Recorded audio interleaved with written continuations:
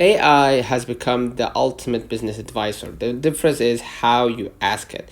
Modern AI tools can now forecast revenue, analyze competitors, and even test pricing strategies before you implement them. Here's how to build a smarter AI decision loop.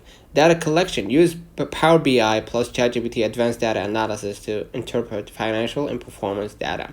Scenario testing. Run simulations using Notion AI or Cloud 3.5 for what if business outcome.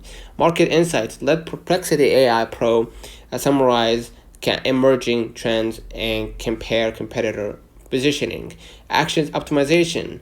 Use Jasper AI Business Mode or Gemini Advanced to rewrite strategy briefs or marketing angles in seconds. The smartest businesses aren't the biggest. They are the ones that use AI to think before they act. Combine AI insights with human judgment, and you'll outperform competitors running on instinct alone. Don't forget to like and subscribe. See you in the next one.